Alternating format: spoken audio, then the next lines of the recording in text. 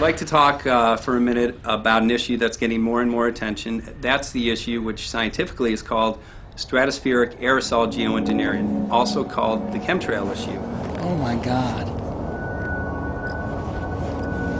Holy. There's 1, 2, oh my God.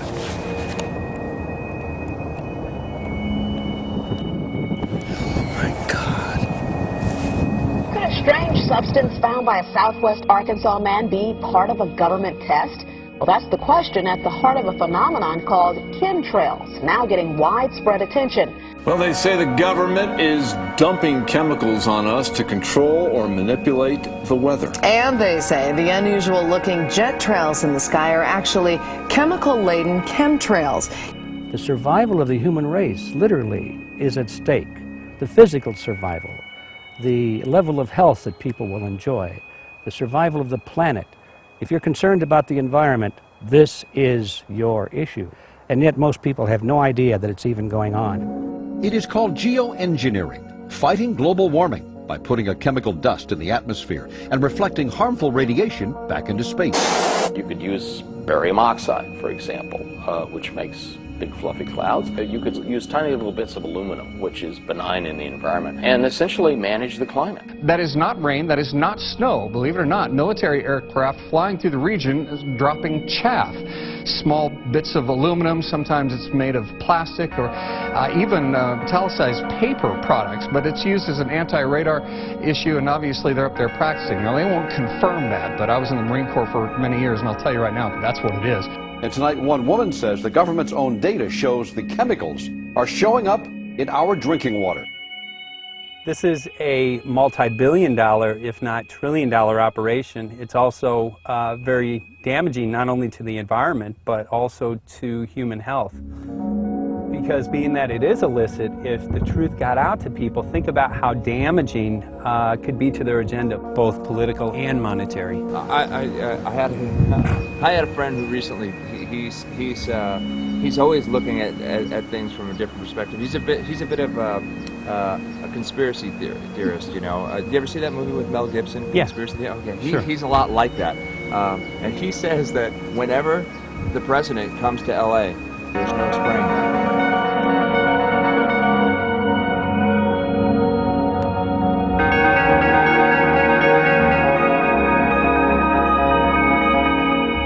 It's amazing. It's just amazing to try to look through somebody else's eyes. Like my eyes, I can see this, so it's like night and day, and other people it's just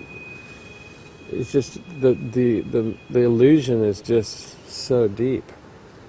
What do you think would happen if everybody awakened to what was going on and what the plans were of geoengineers? I think they'd have a revolution in Hawaii. If people really understood what was going on. What's your concern for, I know that you love the land here. What's your concern about the chemtrails? Well, that we won't be able to live here and grow our own food. And that our health is going to be compromised. It already has been. Yes. And the thing is that they're doing it every day here, every day. So it's hammering, micro doses every day. And then, of course, it's getting in the environment, and of course, it's weakening the plants. And it takes a couple years for this to actually weaken the plant. So we're asking for GMO taro, we're asking for GMO papaya, because we can't grow our natural seeds. We can't be sustainable. We can't truly, be here as God created us to be.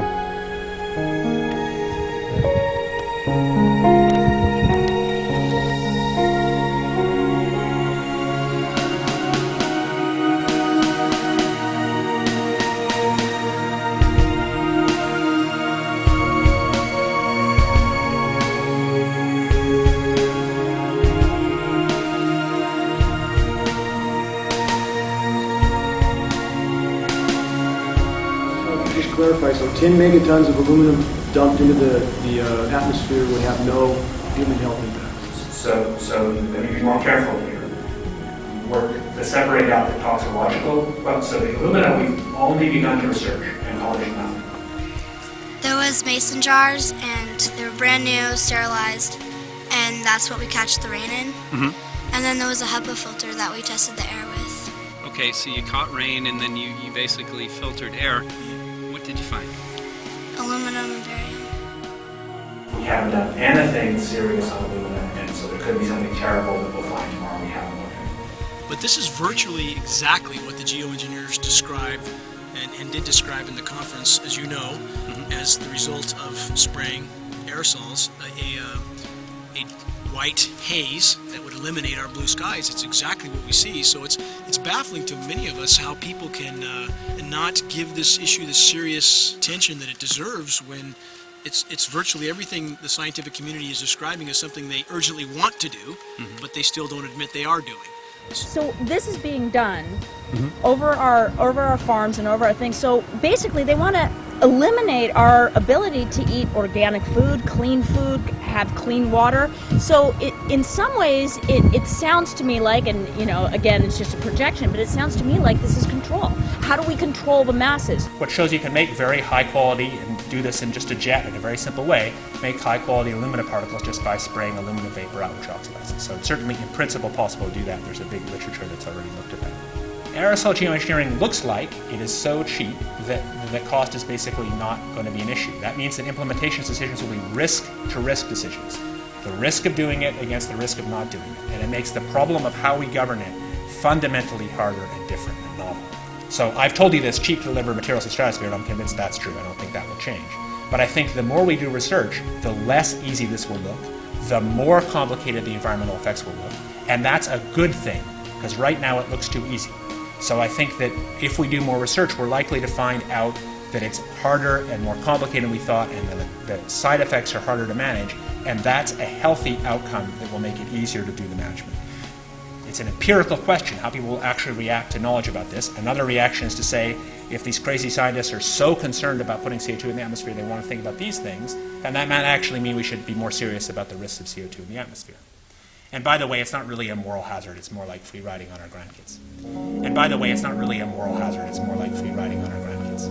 And I have a friend who builds organic gardens, and across the industry they're seeing a decline in anything natural and organic that's growing. However, the effective crops have the aluminum-resistant seeds that have been manufactured.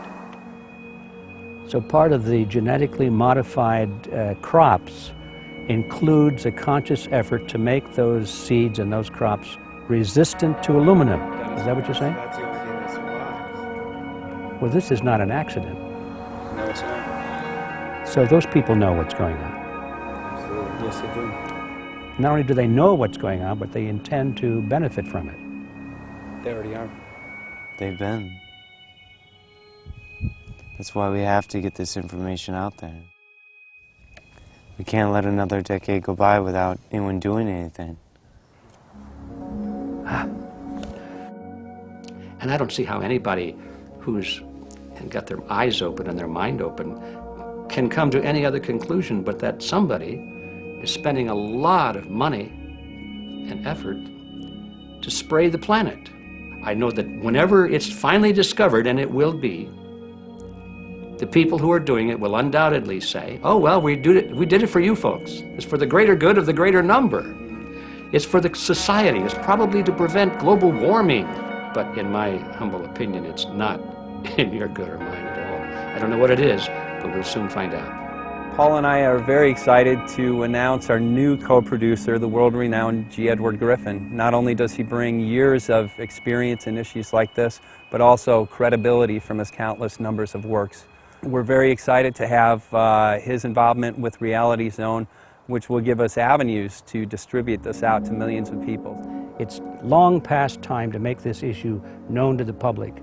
There have been many videos made, there have been many statements made, a lot of websites put on the internet exposing the truth about this issue, but none of them have really put it all together. And it's past time for that to happen. That's the reason I'm very, very happy to become associated with these young men that have taken it upon themselves to produce this documentary to be called What in the World Are They Spraying? It's a perfect title, and I think they have the expertise to do it right They have the knowledge, they have the right outlook, and I'm just glad to be a part of it. They can't do it alone, and I can't do it alone with them. We need your help. We've got to get it out. We've got to get it out fast. Funding will be necessary for this project. It's already half done, but the rest of it needs to be done, and it needs to be done quickly. So when you see that little website come across the screen in a moment, or perhaps now, that's the place to go if you want to become a part of this project yourself and really help to make a difference in the world. We need your help. Thank you.